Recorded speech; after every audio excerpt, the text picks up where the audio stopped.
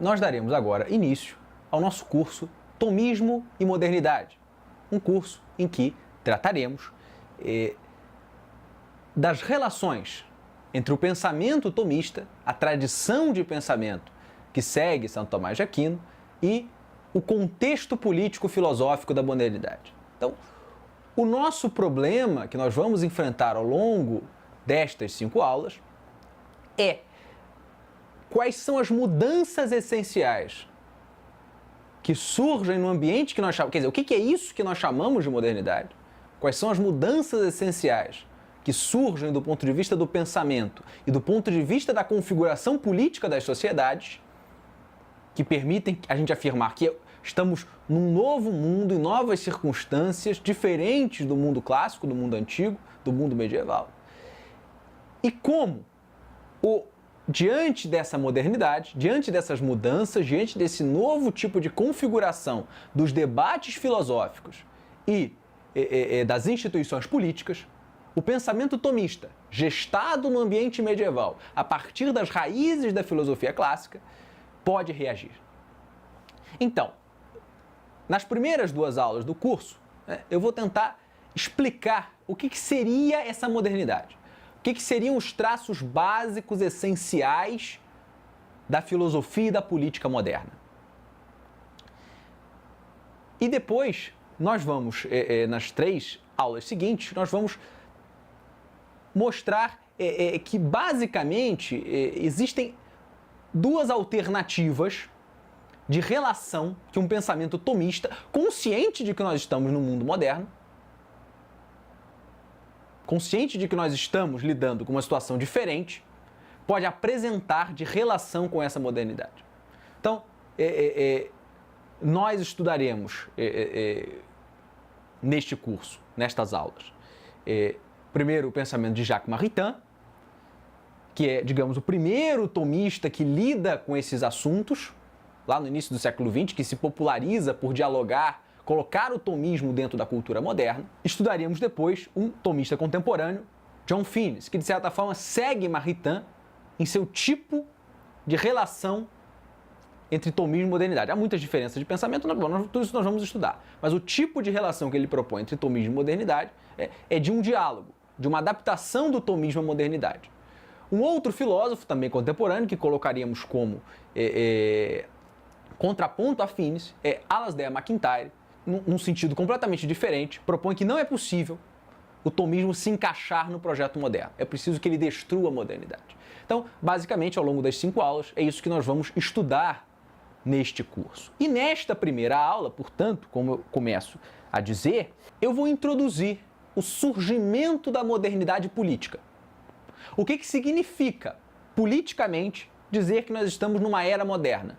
Dizer que o debate social e filosófico no ambiente público é agora moderno. Ele foi transformado em seus termos essenciais. Nós vamos tentar entender este processo nesta aula. Então, o primeiro ponto, e embora ele seja um ponto polêmico, eu vou afirmá-lo como óbvio, porque me parece que é óbvio mesmo. E me parece que quem não aceita este primeiro ponto, já tem graves deficiências teóricas para conseguir entender a modernidade. O grande acontecimento que gera realmente uma novidade, que faz com que o ambiente moderno seja novo em relação aos ambientes clássicos, é a Reforma Protestante, no século XVI. O que acontece na Reforma Protestante? Se configura uma situação absolutamente nova. A cristandade se fraturou. Povos inteiros, reinos inteiros foram divididos. Mas não foram divididos entre culturas diferentes, entre religiões diferentes. Foram divididos dentro do mesmo marco teológico, considerando-se herdeiros de uma mesma tradição. Essa é uma situação nova na história. Guerras entre culturas, entre filosofias, entre configurações e tradições diferentes é algo que já se teve. Porém, uma situação de um povo que era homogêneo e de repente se fratura em 2 facções que, na verdade, invocam o mesmo código moral e religioso, é o mesmo. Invocam a Bíblia, né? Invocam o mesmo código moral e religioso e a mesma tradição. Consideram-se donos e herdeiros de uma mesma tradição. E, no entanto, estão se matando. Estão fazendo guerras sangrentas. Essa é uma questão absolutamente nova. E se põe um problema fundamental. Como solucionar? Qual é a solução institucional para este problema? Em outras palavras, se nós não podemos recorrer a um patrimônio metafísico comum para resolver questões, como se fazia classicamente, nem podemos decidir, à luz da razão, qual dos patrimônios metafísicos é melhor, porque no fundo é o mesmo patrimônio fraturado radicalmente. Então, como nós resolvemos esse problema? E este é o primeiro ponto e aí falando aqueles que talvez tenham uma antipatia pela modernidade, esse é o primeiro ponto que nós não podemos perder. Este é um problema real. De fato, a circunstância é nova. Não é que tenha gente inventando moda. Também tem, vamos ver ao longo do curso. Gente inventando moda. Mas não é que o problema é real. O problema que surgiu pela primeira vez é um problema real. E a questão de como lidar com ele é uma questão real. O que significa isso a partir de agora? Na Idade Média, a configuração pública do pensamento era de um debate amplo. Todas as questões eram debatidas publicamente. Esse mote, que é um mote absolutamente moderno, como nós vamos poder identificar ao longo de todo o curso, política e religião não se discutem, particularmente no tocante à religião, isso seria um absurdo do ponto de vista medieval. Tudo se discutia publicamente. Não só no bar, tudo se discutia publicamente, nas universidades, nas instituições, nos grandes debates públicos. Todas as grandes questões teológicas e filosóficas e metafísicas eram discutidas publicamente. Agora, essa situação se alterou completamente. Aquele ambiente em que foram gestadas as universidades medievais, em que havia as questões disputadas, em que Santo Tomás de Aquino viveu toda a sua vida disputando com adversários, seja ficticiamente, escrevendo ali objeções que ele colheu aqui e ali, ou ao vivo mesmo, cara a cara, já não existe. A sociedade já não consegue mais debater questões de fundamento, premissas fundamentais do seu pensamento. Porque, por um lado, agora existe um desacordo essencial entre as premissas. Quem parte de uma premissa já não consegue mais ouvir a outra parte, porque a outra parte já parte de um ponto que para ela é inaceitável. Então, por um lado, quem continua discutindo questões essenciais se fecha em clubinhos. Então, a filosofia católica continua nos seminários, tem a escola de Salamanca, que se difunde bastante pelos países católicos no século XVI e XVII, mas ela fica ali. Ela não passa, ela não consegue dialogar com o mundo não católico. E, por outro lado, surge, e aí sim, o que é muito importante para a gente nessa aula, surge um novo fenômeno político, que é o Estado moderno. O Estado moderno tem uma série de características, nós vamos discutir isso ao longo da aula, mas o Estado moderno representa a união nacional. Na Idade Média, as formas políticas eram muito fragmentárias. O rei, no fundo, tinha muito poucas competências. Os corpos sociais, os feudos, a própria igreja, as instâncias eclesiásticas, as corporações de ofício, as instâncias sociais tinham as suas competências próprias.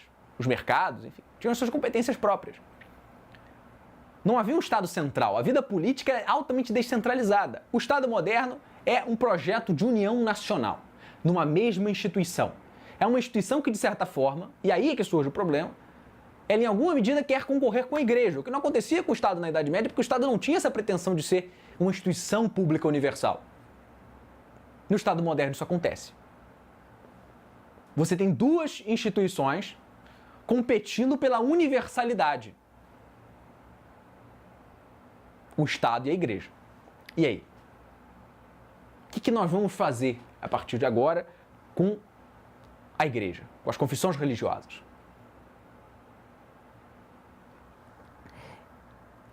E para o Estado, o importante a gente saber é que o Estado moderno precisa de unidade. Como ele é a instituição que molda a União Nacional, ele precisa de unidade. Ele precisa de concórdia. Não dá para ter dentro dele grandes brigas por questões gigantescas, questões metafísicas. Não dá para... Ou até pode ter, desde que se entenda que isso tem que ficar no bar, que isso tem que ficar no âmbito privado. Se se entende que isso influencia a vida pública, como os medievais sempre entenderam, isso é a ruína do Estado Nacional. O Estado Nacional precisa do consenso. O Estado Nacional precisa de uma filosofia que esteja a serviço dele, no sentido de que ela precisa pelo menos forçar que sobre certas questões haja consenso. Então existe uma esterilização forçada do debate. As universidades sobre a batuta do Estado começam a ser estranguladas por uma filosofia, por filósofos que agora estavam não mais a serviço da igreja, como era comum na Idade Média, mas a serviço do imperador. A serviço dos reis. Então, aqui a gente já começa a demolir o primeiro grande mito, que é de que com a modernidade começou a ser permitido o pluralismo. Pelo contrário, o pluralismo de visões foi estrangulado pela modernidade, porque o Estado moderno promove uma pluralidade, supostamente, a partir de uma tolerância no sentido de cada um fica com as suas visões dentro do seu quarto. Mas na arena pública todo mundo tem que concordar com uma série de premissas e não importa o que cada um pensa metafisicamente, desde que pragmaticamente todo mundo concorde com uma série de coisinhas, para o Estado poder ser soberano. Então, na verdade, a verdadeira pluralidade que existia na Idade Média é esterilizada à força pelo surgimento do Estado moderno. Então, a nova questão, isso significa um redesenho da filosofia. A filosofia não pode mais tratar, em seu desenho investigativo, de todas as questões relacionadas à verdade. Qual é a verdade, como chegar à verdade, como encontrar a verdade, ou como se aproximar da verdade, não é mais o problema central. O problema central é como fazer que pessoas com desacordos em suas cosmovisões metafísicas e religiosas convivam. Como pessoas que discordam podem conviver. Não é mais quem está certo, quem está errado. A filosofia agora precisa desenhar um modelo para que as pessoas com desacordos radicais possam conviver em harmonia. A investigação filosófica, assim, é redesenhada. De um projeto metafísico, amplo, como era o projeto de Platão, que foi quem colocou as questões fundamentais da filosofia, quem até hoje é muito difícil de se imaginar uma questão filosófica que não tenha sido posta por Platão, ainda que talvez não gostemos da resposta de Platão. Não é mais esse o esquema. Surge, como eu vou depois concluir, um novo Platão. É preciso que surja um novo Platão, ou seja, porque surja um primeiro teórico, um teórico que vai desenhar essas novas perguntas fundamentais que a filosofia política vai precisar responder. E este é Thomas Hobbes. Thomas Hobbes, e a gente, então eu vou passar praticamente todo o resto da aula falando do pensamento de Hobbes, mas porque nós vamos ver que tudo que surge a partir daí, a modernidade liberal, deita suas âncoras em Thomas Hobbes. Hobbes viveu no século XVII, ele viveu os horrores da Revolução Puritana, a primeira fase da Revolução Inglesa, em que, por uma questão ali de tributária, o rei Carlos I foi deposto e depois decapitado. Então aqui, quando a gente fala em defesa do absolutismo por Hobbes e não sei o quê, defesa do Estado absoluto, também é preciso que a gente também tenha um desconto para Hobbes. Lembrar que Hobbes viveu uma época muito traumática. Ele viu um episódio muito traumático para quem está acostumado com a instituição do rei. Ele viu um rei E nesse ponto, a Revolução Puritana foi, nesse ponto específico, foi até mais sangrenta que a Revolução Francesa. Quer dizer, ali não houve nem processo sumário. Quer dizer, o rei foi decapitado como um bandido de rua. Foi decapitado à la açougueiro. Né? Então, Hobbes viveu esse momento muito traumático. Né? Hobbes, então, está ali no meio das guerras civis, no meio do caos, no meio das guerras religiosas, no meio da destruição de um mundo a ponto de que um rei, um sujeito pode entrar numa cela e com um açougueiro decapitar o rei. O rei. Hobbes, então, né, começando as suas teses, que ele lança principalmente no seu maior opus, O Leviatã, livro grande clássico da filosofia política, livro muito conhecido, Hobbes enxerga duas causas para a guerra civil: as universidades e a religião. São as duas grandes causadoras da guerra civil. Primeiro, a universidade, porque ela ensina a liberdade. A universidade, ensinando os filósofos clássicos, o ideal republicano, não sei o quê, ela passa um ideal de liberdade, uma natureza humana livre, uma natureza humana tendente ao bem, querendo se realizar. É a universidade, principalmente a universidade da Renascença, do humanismo renascentista. Por outro lado, a religião ensinando os dogmas de sua concepção religiosa, a religião ensinando a fidelidade a certos dogmas. Ambas as atitudes, que podem talvez parecer contraditórias, no fundo elas têm o mesmo efeito politicamente. Elas retiram do Estado o controle sobre o pensamento. Sobre o pensamento exteriormente, sobre a manifestação pública do pensamento. E, portanto, elas são um estímulo à rebeldia. A universidade e a religião são um estímulo à rebeldia, um estímulo ao rompimento da ordem estatal. Portanto, elas são a causa da guerra civil, são a causa da anarquia, na visão de Hobbes. Para Hobbes, nem a natureza, nem a graça, esse dualismo medieval, né? Ou essa, enfim, dualismo não no sentido de que se opõe, mas essas duas ordens com as quais o pensamento cristão trabalha, a natureza e a graça, e se via as universidades, a recuperação dos ideais gregos como uma aposta na natureza, e o cristianismo ali próprio uma aposta na graça, mas a natureza humana não é unívoca. Cada um tem a sua ideia de natureza humana, daquilo que convém à natureza humana, daquilo que é bom para a natureza humana.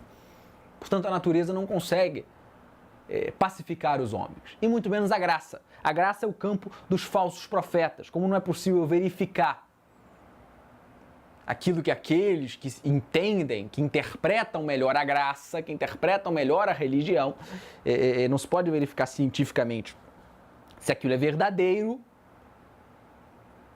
também elas levam à construção de seitas. Então, nem a natureza, nem a graça podem unir os homens. Os homens não estão unidos nem pela natureza, nem pela graça. Somente o que pode unir os homens é a arte. Aqui usando arte num sentido muito específico de técnica. Aquilo que se faz segundo a prudência, segundo as circunstâncias. Aquilo que se produz. A arte a que ele está se referindo é a arte política. Somente a arte política, a fabricação concreta de soluções políticas concretas são capazes de unir os homens. Somente aquilo que o homem faz, produz tecnicamente, nesse caso é a produção das próprias instituições políticas, podem unir os homens. Bom, a arte política, então, ela não pode se basear em opiniões, ideias particulares de bem metafísico, porque, como já vimos, para Hobbes, isso gera a guerra. Esse é o ponto do pensamento moderno. É o que até hoje o pensamento liberal moderno insiste. É o que insiste John Rawls, é o que insiste Jürgen Habermas, são os pensadores políticos liberais contemporâneos. Nós apostarmos em ideias, em cosmovisões sobre o que é bom, é levar o dissenso radical. A sociedade precisa se unir sem apostar naquilo que nós não temos como universalizar. Aquilo que não pode ser aceito por pessoas de todas as cosmovisões. Então, a arte política não pode se basear em opiniões. Não pode se basear naquilo que a gente acha que é bom. E aqui, Hobbes, eu estou dizendo que Hobbes é o primeiro, tecnicamente, sempre se diz que a política moderna, o pensamento político moderno começa com Maquiavel. Maquiavel, de fato, antecedendo Hobbes, fez uma série de considerações que vão levar ao surgimento do pensamento político moderno. Mas Maquiavel não propôs nenhuma institucionalidade orgânica para a modernidade. Ele fez alguns apontamentos a respeito de questões fundamentais da política. No fundo, o grande ponto de Maquiavel aqui, que Hobbes vai pegar, é que a natureza da política é a violência. A natureza da política é o combate às violências que surgem, tirando a paz dos homens, pela violência, por essa violência purgatória, por essa violência que acalma, que pacifica, que é a violência estatal. Então, se a base da política é a violência, na visão de Maquiavel, conclui ele, o bem não tem nada que fazer na política. Ideias de bem fazem mal à cidade. O bem não é uma categoria política que deve ser considerada. Esta é a visão de Maquiavel. Hobbes, portanto, concordando com isso, né, diz, de fato, né, o conflito de ideias diferentes de bem causou o caos e o mal absoluto. O mal absoluto em que ele achava que o mundo vivia imergido, né, o mundo da época dele vivia submergido. Para ele, a guerra civil que ele via, todas as tragédias que ele viu na Inglaterra, as guerras religiosas, para ele,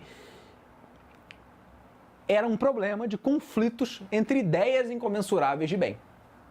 Essa era a verdadeira causa da guerra civil, que para ele é o mal absoluto. Para ele, o mundo que ele vivia, né, era o total caos. Ele não conseguia enxergar de outra maneira. O mundo em que se vivia na época de Hobbes era para ele o total caos.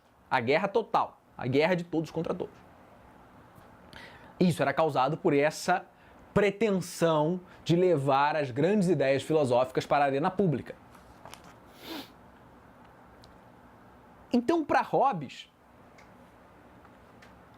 então vai dar um salto bastante complicado, né? Bastante fantasioso até, podemos dizer. Para Hobbes, a guerra civil não é um acidente da sua época. Aqui podemos ver como é comum que os homens modernos, querendo jogar fora toda a tradição, e Hobbes é isso, para Hobbes toda a filosofia clássica está furada, tudo que ele aprendeu de Aristóteles e tal está furado, é preciso tirar essas ideias de bem, essas concepções medievais da arena pública. Como os homens, muitas vezes, só conseguem enxergar a realidade humana a partir da sua vida, né? Como os homens modernos, jogando fora toda a tradição, só conseguem enxergar as coisas a partir da sua experiência, que é limitada, né? Um homem não tem experiência da humanidade inteira. Então, para ele, a guerra civil é o estado natural do homem. Não é um acidente de uma época. A guerra de todos contra todos é a natureza do homem. O homem naturalmente, inicialmente, está num estado absoluto, caótico, de guerra de todos contra todos. É o que ele chama de estado de natureza, tão famoso na obra de Hobbes e depois nas obras de seus seguidores. A guerra civil é o estado natural do homem. Talvez algo que, se pensado bem, possa ser interpretado da maneira cristã, como um resultado do pecado original. O pecado original, de fato, de certa forma, libera o homem para todo tipo de mal. Porém, na verdade, para Hobbes, a guerra civil, ela não é... Quando você entende mesmo que é a guerra civil, que é o estado natural do homem, na verdade não é que ela seja uma decadência, que ela seja um mal propriamente. Na verdade, num estado de guerra de todos contra todos, dirá Hobbes, não há bem nem mal. Por um motivo simples. Se eu vivo num estado permanente em que toda e qualquer pessoa pode, ou eu até tenho razões para supor que ela vai querer me matar e pegar todas as minhas coisas, então, no fundo, todas as ações podem ser justificadas como legítima defesa. Se eu vivo num estado perpétuo de guerra civil, eu posso justificar qualquer ação como legítima defesa. Então não há bem nem mal. No estado de natureza não existe bem e não existe mal. Não existe graça e não existe pecado no estado de natureza. Todos os atos, no fundo, são permitidos. Você não tem como valorar moralmente um ato, porque ele está sob o guarda-chuva da legítima defesa. E todos têm direito a tudo. Eu falei, se eu posso realizar qualquer coisa, eu tenho direito a todas as coisas. Todos têm um direito absoluto, extensivo a todas as coisas para se proteger, para se defender. Então, esse é o estado de natureza. Não há regra, não há lei, não há bem, não há mal. Todos têm direito a tudo. Esse é o estado natural do homem. Então, agora o homem, ele é, isso Hobbes reconhece, pelo menos isso, ele é dotado de razão. Então, a razão humana, ela consegue inventar meios de sair desse estado. Aí é que entra a razão. Aí é que nós conseguimos pensar numa função para a razão. A invenção de meios para se deixar o estado de natureza. Qual é a solução? A solução é o chamado contrato social. Hobbes, então, inaugura as chamadas teorias do contrato social, que são as teorias, a teoria, de certa forma, uma teoria oficial de fundamentação, embora cada autor vai propor as suas cores para essa teoria, mas é a teoria oficial de fundamentação do Estado moderno. É a teoria do contrato social. Então, o que significaria esse contrato, portanto? Né? Os homens todos os membros da sociedade, fazem um contrato renunciando ao seu direito natural, ou seja, um direito absoluto a tudo. Eles renunciam a esse direito, porque entendem que é mais racional não ter esse direito, mas ter a proteção da sua vida, e entregam o direito natural ao soberano. O soberano passa a ser senhor de tudo. O Estado é o produto desse contrato. O Estado civil, que se produz na superação do estado de natureza com o contrato social, consiste na máquina pública, na máquina estatal, controlando tudo, assumindo todos os direitos que os cidadãos renunciam para sair do estado original, o estado de natureza de guerra civil absoluta. Então, a partir daí, surge um conceito moderno, que é o conceito de soberania, que todo mundo aprende até na escola, que é um atributo do Estado. O Estado é soberano. O que é soberania? Ninguém consegue entender muito bem. Ninguém consegue até hoje explicar muito bem. A gente usa aqueles adjetivos do Jean Baudin, outro teórico do absolutismo, que a soberania é perpétua, irrenunciável, ilimitada, não sei o quê. Quer dizer, basicamente é quase uma onipotência. Porém, independentemente disso, surge esse conceito de soberania. A soberania é simplesmente isso mesmo, uma potestade ilimitada. Ainda que talvez se veja que isso é uma ficção, mas a soberania é defendida dessa maneira, é uma potestade ilimitada. O Estado, veja, o Estado agora é uma instituição que congloba tudo. Congloba toda a vida social. Todos os âmbitos da vida dos indivíduos, tirando, como nós vamos ver, o seu âmbito interno, onde o Estado não se mete, mas o âmbito externo da vida social, tudo é com a última ordem do Estado. Qualquer ordem social que existe se submete à ordem do Estado. São ordens privadas e a ordem pública subordina às ordens privadas. É como existe hoje o Estado. O Estado hoje é isso. Ele é a ordem das ordens. Não se permite ordem jurídica fora do Estado.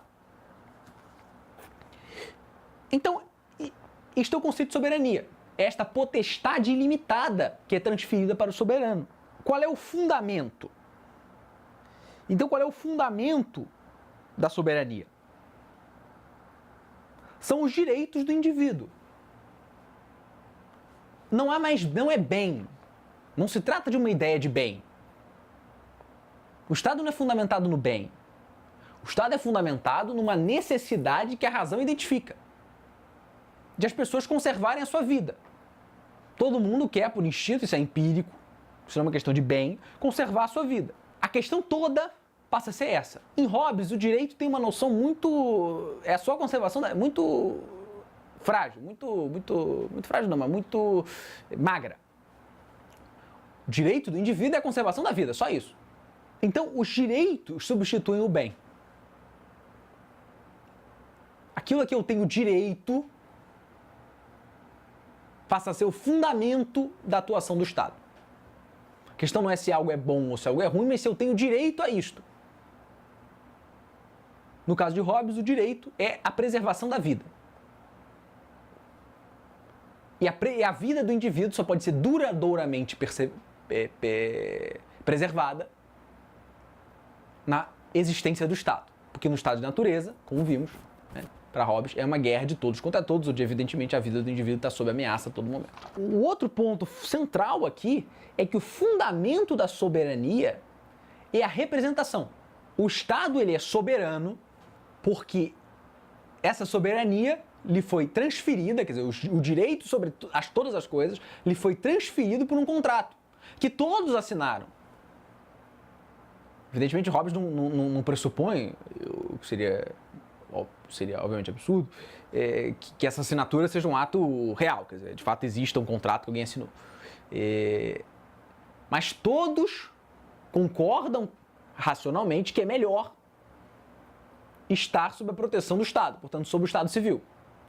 O que significa que o Estado, o fundamento do Estado, o Estado pode exercer poder, e ninguém pode dizer que o Estado não tem legitimidade, o Estado ele é soberano, mas quem o constitui soberano? Os próprios indivíduos. O elemento central são os direitos dos indivíduos. E os indivíduos, por sua própria vontade, transferiram tudo ao Estado, portanto, constituindo a sua soberania. Por que o Estado pode fazer algo? Porque ele representa todos os indivíduos. O Estado é legítimo porque um ato de vontade dos indivíduos que constituem a sociedade afirma a sua legitimidade. Então, aqui, a gente começa o desenho do Estado moderno numa distinção bastante grande, particularmente em relação às sociedades medievais, que é uma separação entre Estado e sociedade civil. Quando se falava, se é que se podia falar, e muitas vezes, inclusive, a teoria política insiste nesse ponto, você não pode falar em Estado medieval ou em Estado antigo. O Estado moderno, nesse ponto, para não dizer que ele é totalmente sem precedente, ele guarda relações, talvez, com os impérios antigos, o Império Romano e tal. Porém, o grande ponto em relação, por exemplo, à organização medieval é que o Estado não é mais a sociedade. Não é mais a sociedade politicamente organizada.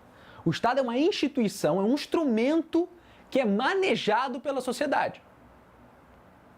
Então, quando agora se fala de Estado, nós estamos falando de um instrumento da sociedade, e não mais da própria sociedade. Há uma separação entre Estado e sociedade civil.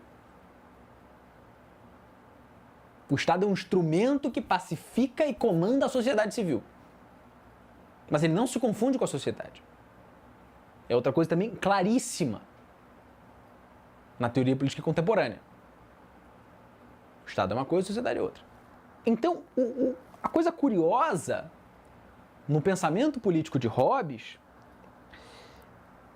é que existe um intercâmbio enorme, gigantesco, entre individualismo e absolutismo. No fundo, a base do absolutismo de Hobbes é o seu profundo individualismo. Para Hobbes, não há ligação natural, esse é o grande ponto de Hobbes. Não há ligação natural entre um homem e todos os outros homens. Não há sociabilidade natural nos homens, são conceitos que nós vamos ver depois, para contrapor isso aqui. Não há sociabilidade natural nos homens. Não há uma comunhão entre os homens pelo fato de pertencerem à espécie humana, como se entende na teologia cristã. O indivíduo é um átomo, ele é uma ilha. E é este indivíduo que precisa ter os seus direitos garantidos. Então não é possível confiar em nenhuma instituição social intermediária. Porque essas instituições são sempre particulares. São sempre contratos entre grupos de indivíduos. Mas é preciso que o indivíduo, ele próprio, dê o seu beneplácito para a comunidade política. Portanto, o Estado tem que ter uma relação direta com cada um dos indivíduos. E, portanto, não é possível que o Estado concorra com nenhuma instituição particular. Então, o único meio de satisfazer esse pleno individualismo é com um pleno absolutismo. E isso é uma coisa que também a gente pode começar a ter muito claro, porque isso é muito importante. E às vezes as pessoas não se dão conta. Mas todo pensamento ultra-individualista, ele será sempre caminho para o totalitarismo, embora pareça se vender como o contrário. É uma coisa bastante prática de se entender. Você pode pega um grupo de pessoas, pega, sei lá, uma turma de universidade, de escola, pega um grupo de 50 pessoas que convivem em um ambiente de trabalho, convivem por algum motivo.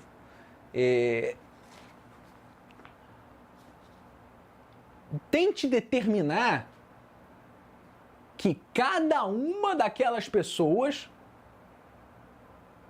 não pode ser incomodada em nada do que chama de seus direitos. Vai lá uma lista de direitos, de que nenhuma pessoa pode ser incomodada em nada do que chama de seus direitos. Você vai ver que a única maneira disso se realizar, em certas circunstâncias, quando em certas circunstâncias, é você, quando é absolutamente razoável que a maioria, por exemplo, decida uma coisa, você tem uma instância dizendo isso não pode, que aquela pessoa não quer. Isso incomoda aquela pessoa.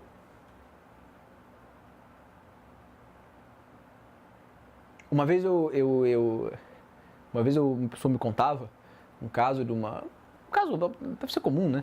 De uma turma de faculdade que, vendo as questões de formatura e tal, a esmagadora maioria das pessoas, né, queria fazer uma homenagem a Deus, que é comum em formaturas. E tinha um grupinho de 2 ou 3 que não queria de jeito nenhum, mas não só não queria, mas como estava indignado, dizendo que aquilo feria a sua liberdade religiosa, a sua consciência, não sei o que e tal. Ora, evidentemente, que o único jeito razoável de se resolver aquilo é pela acomodação da maioria. Quer dizer, a maioria entende que aquilo ali é importante, então pronto.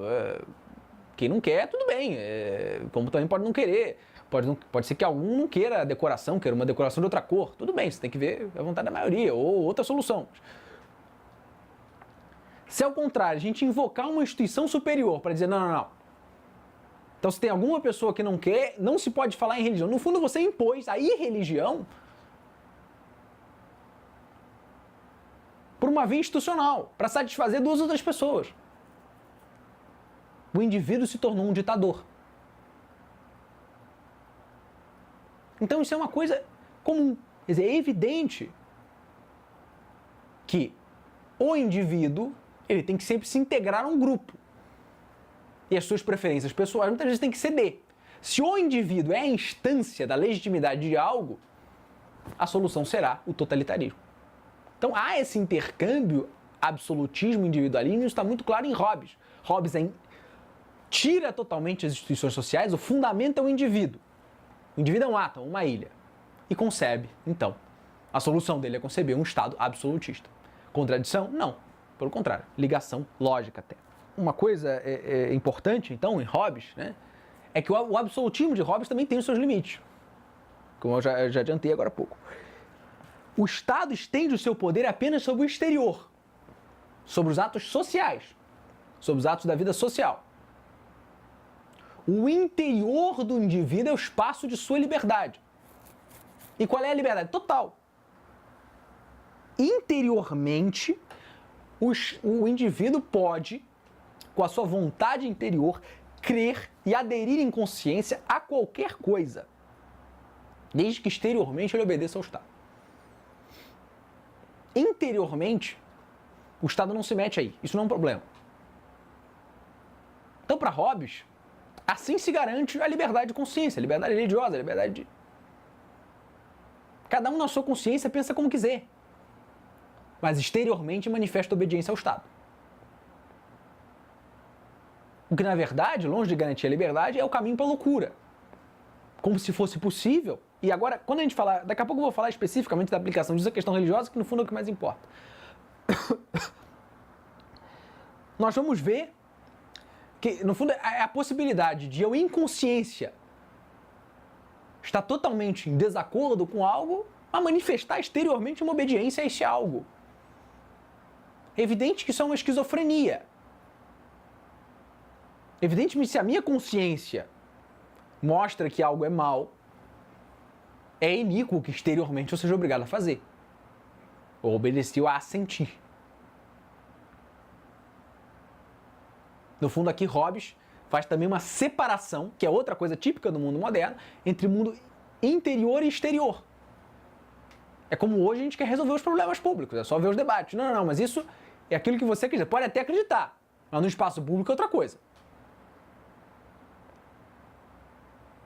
Você pode até ter essa sua religião que acredita nisso e tal, não sei o quê, mas no espaço público é outra coisa. Como se fosse possível eu crer intimamente que algo é verdade e na arena pública fingir que eu acho que não é. Então o médico está convencido de que o aborto é um grande mal, mas ele vai fazer aborto, porque o paciente pediu. Quer dizer, é insano. Isso é obviamente uma violação. É obviamente um absurdo, um paradoxo. Obviamente ninguém pode agir contra a sua consciência. Então o Estado, na visão de Hobbes, ele é como uma providência artificial. Como vimos, Hobbes destrói as pretensões da natureza humana. A natureza humana é má, ponto final. Ou se não dá para falar em mal no estado de natureza, como nós vimos, né? Mas a natureza humana é guerra civil. Esta é a definição de natureza humana. Guerra civil de todos contra todos. O homem é o lobo do homem. Hobbes também acaba com as pretensões da graça. Porque, no fundo, a graça não é necessária. Na esfera civil, onde se resolvem os problemas da natureza humana, onde a natureza humana é curada de sua belicosidade generalizada, ela é curada pelo Estado.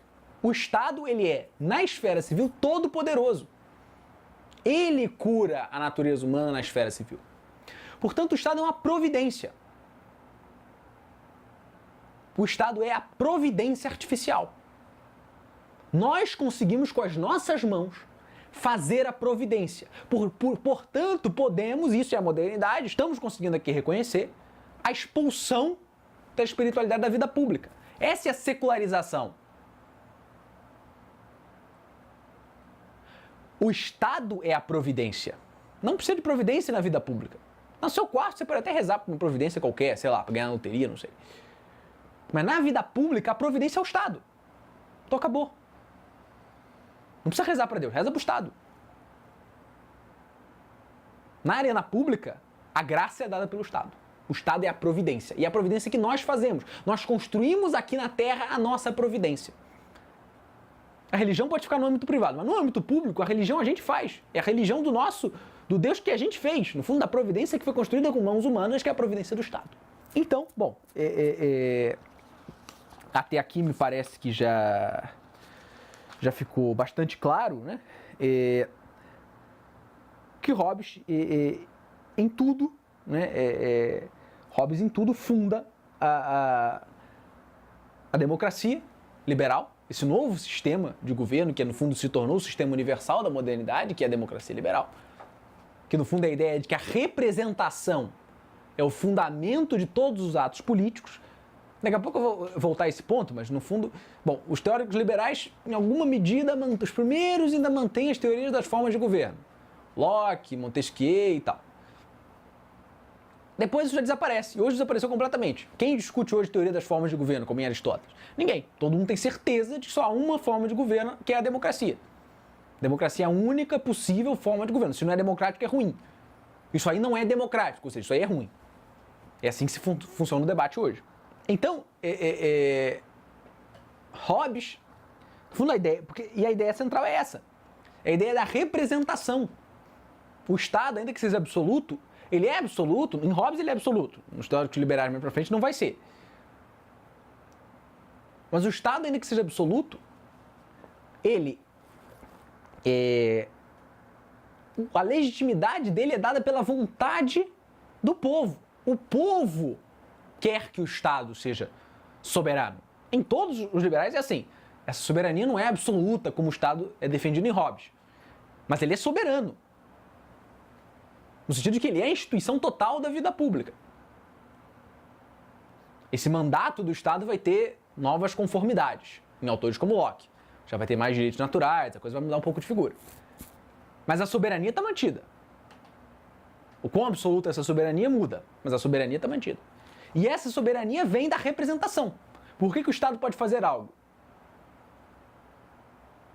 Porque ele representa. E no fundo, então, isso vai fazendo com que as formas de governo caminhem para uma só, que é a democracia, onde a representação é real ali. Quer dizer, é real. Ela está no procedimento. O procedimento é o governo da maioria, é vendido como o governo da maioria. O voto é a arma do cidadão. Não sei. E a ideia liberal de lei.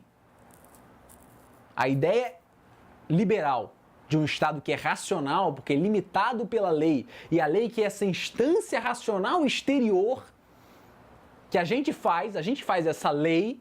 Então isso aqui está feito, está produzido racionalmente pelo homem, esse grande ideal racionalista que é a Constituição. Falando o que é a Constituição moderna? É o ideal de um marco da razão que funda originariamente o Estado. Ideal, na história a gente sabe que as constituições se sucedem, né? Mas a teoria política só consegue explicar isso. A Constituição é o marco original, não é nem que tenha surgido em 1988, sei lá. 30 anos atrás. Ainda que ela tenha 30 anos, ainda que qualquer jogador de futebol em fim de carreira seja mais velho que ela é a origem do sistema. Esse é um marco racionalista do liberalismo. A lei é uma instância racional exterior. Ela tem uma razão de ser e ela limita a atuação pública. Ela coloca as regras direitinho. Então você segue sempre a lei. O império da lei, o Estado de Direito. Isso está previsto em Hobbes. Portanto, todo o pensamento liberal é fundado por Hobbes. Ainda que os liberais, insisto, eles vão depois. Assim como Aristóteles vai dar outras respostas para as perguntas de Platão, eles vão dar depois outras respostas para o esquema geral de Hobbes. Mas o esquema é de Hobbes. Então, indo então agora para o ponto das relações entre o Estado e a igreja em Hobbes deve ser estatal. Para Hobbes deve haver uma união entre Estado e igreja. A igreja deve ser uma só, evidente, né? Ele quer resolver o problema das disputas de religião. E o rei deve impor a sua religião. A religião do rei é a religião do povo. Essa é a máxima de Hobbes. A religião do rei é a religião do povo. Pode ser qualquer uma, tanto faz. Pode ser católico, luterano, presbiteriano, tanto faz. Qualquer uma protestante, tanto faz. Normalmente é uma igreja protestante nacional. Mas tem que ser uma só. E aqui, Hobbes, que sabia bem o que estava fazendo, aqui Hobbes contraria Lutero. Embora todo o seu marco seja protestante, aqui ele vai contra uma ideia central de Lutero, que no fundo para Lutero também não era importante. Quer dizer, se torna importante, mas no fundo não era o que Lutero queria fazer. Lutero queria tirar o poder das mãos do Papa para colocar nele próprio. Que é a ideia da livre interpretação da Bíblia. Hobbes vai contra a livre interpretação da Bíblia. Não. Não pode haver livre interpretação da Bíblia. Porque quando há livre interpretação da Bíblia, quando cada um propõe a sua ideia religiosa, surgem os falsos profetas. Pessoas diferentes, invocando a mesma religião, dizem que têm as soluções religiosas para o povo, têm a sua própria ideia de religião. Então, no fundo, quem pode distinguir as profecias verdadeiras das falsas é o Estado. Claro, em Hobbes tudo é o Estado. Ao Estado cabe dizer qual é a religião a ser crida. Então, não há livre interpretação da Bíblia. A interpretação da Bíblia cabe ao Estado. A solução de disputas teológicas cabe ao Estado. O Leviatã, a imagem do Leviatã, né, que qualquer um joga, só jogar no Google, ele tem o cetro numa mão e o báculo na outra. É o Estado e a Igreja.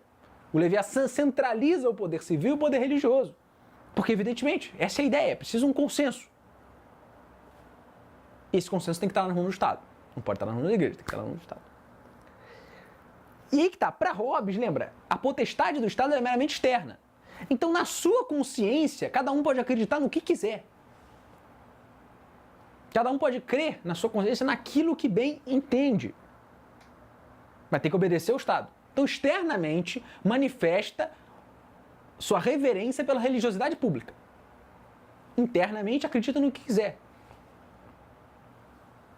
Isso é, depois do desenvolvimento na própria Inglaterra hobbesiana, o desenvolvimento da teologia anglicana, que a igreja protestante inglesa, a igreja anglicana, né, surge sem nenhum desenvolvimento teológico próprio, surge para satisfazer um problema meramente sexual do rei Henrique VIII. Né? Ele queria mais mulheres. Era só isso. No fundo, ele não tinha nenhum problema teológico com a doutrina da igreja católica. A teologia vai ser desenvolvida mesmo, propriamente, começa com Elizabeth I, mas propriamente com Jaime I, que era um rei e um filósofo. Jaime I é rei e filósofo e defende, a tese que ele defende contra os teólogos católicos, primeiro São Roberto Bellarmino, depois Francisco Soares, famoso escolástico católico espanhol, escreve a sua Defensio Fidei, seu Maium Opus, é uma polêmica com o Jaime I, defendendo exatamente essa tese. Cada um pode ter a sua liberdade religiosa interna, acreditar no que quiser, mas tem que manifestar obediência ao Estado, externamente. E essa noção que parece tão insana, tão louca, no fundo até hoje vive na Inglaterra. Ela tomou conta, de fato, de toda a pátria liberal inglesa. Não, é só a gente ver as cerimônias de coroação. O Estado é confessional, ainda hoje. Só a gente vê as cerimônias de coroação dos reis, né, ingleses, né, a cerimônia de coroação no mundo católico, né, sempre foi o rei se prostra diante do Papa, para que o Papa o coroe. Lá não. Lá o arcebispo de Canterbury se prostra para coroar o rei. Ele se ajoelha para coroar o rei. A igreja se ajoelha aos pés do Estado. A ponto de que mesmo pensadores interessantes, mesmo pensadores do chamado conservadorismo britânico, que tem virtudes, que muitas vezes a gente gosta e tal, também não conseguem escapar dessa noção. Uma pessoa, outro dia me contava, um amigo, que foi a um congresso na Inglaterra em que grande estrela que estava lá era o Roger Scruton, né, o famoso filósofo conservador, e que falando dos problemas Estado e Igreja disse isto. Exatamente isso. Quando há contradição entre o que manda a Igreja e o que manda o Estado, temos que obedecer ao Estado, porque Deus, nós não temos certeza se existe, o Estado nós temos certeza que existe. Então, isso diz Roger Scruton. Então, essa é uma noção até hoje arraigada no pensamento inglês. Resumindo, então, para a gente encerrar a aula, Hobbes é, como eu disse, o novo Platão. Né? Toda a tradição filosófica liberal se desenvolve a partir dos parâmetros desenhados por ele. Assim como toda a filosofia, no fundo, se desenvolveu a partir das perguntas de Platão e do esquema de pesquisa de Platão, ponto que temos aquela famosa frase de Alfred North Whitehead, de que toda a filosofia ocidental são notas de rodapé à obra de Platão. Acho que isso é um exagero, talvez, mas a verdade é que toda a filosofia liberal se desenvolve a partir de Hobbes. Hobbes é o refundador da filosofia no âmbito público. Assim como Aristóteles segue o desenho de Platão, mas não dá as mesmas respostas, propõe novas respostas, também outros filósofos liberais posteriores, a partir de Locke, vão propor outras respostas para os parâmetros das perguntas de Hobbes. Mas as perguntas são essas. Até hoje. Até pode pegar os liberais contemporâneos, pode pegar John Rawls, você vai ver que o desenho institucional da pesquisa é o de Hobbes. Então, Tudo bem, tem-se uma outra ideia da natureza humana, nem tão pessimista quanto em Hobbes, mas sempre atuando nesse trinômio, Estado e natureza, contrato social, Estado civil, sempre atuando nesse trinômio, o Estado como algo construído. Os direitos são mais dilargados, são outros, não é simplesmente a preservação empírica da vida, mas o direito é o novo bem, o direito é a nova base do direito, da política, os direitos subjetivos são a nova base do direito da política. A soberania, ainda que não seja absoluta, o Estado é a instituição total, ele é a instituição que concentra em si toda a ordem social. E a teoria das formas de governo, como eu falei, ela vai sendo obscurecida. Vai ficar uma única, que é a democracia. Uma única forma de governo, que é a democracia, que é que traz a representação propriamente. Isso tudo começa em Hobbes. Embora Hobbes defendesse a monarquia absoluta, no fundo a sua teoria dá uma base para que a democracia seja o grande parâmetro das formas de governo. Então o Estado substitui a Igreja como instituição total. E a Igreja Católica, que se entendia como sociedade total de almas para um fim sobrenatural, é relegada a ser mais uma instituição da sociedade civil, que pode existir, mas ali no âmbito civil totalmente subordinado ao Estado. No fundo, teologicamente, embora o liberalismo pode dizer que ele se pretende teologicamente neutro, mas não, ele se posiciona teologicamente a favor do protestantismo, porque no fundo essa é uma querela catolicismo e protestantismo. A Igreja como corpo místico de Cristo ou a Igreja como uma instituição humana que atua na sociedade civil, que é a visão protestante. Então o liberalismo entra nessa querela teológica e adota uma postura teológica protestante. Ele não tem nada de neutro, teologicamente. Então, este é, enfim, encerrando a aula, este é o novo debate filosófico. Qual é a base comum para que os homens possam conversar em sociedade? Qual o que pode ser essa gramática comum que leva os homens a conviver? Este é um novo ambiente, este é um novo desenho, esta é a nova política, este é um novo modo de se pensar a sociedade. E esta é a grande alteração no que toca ao ponto político do debate filosófico.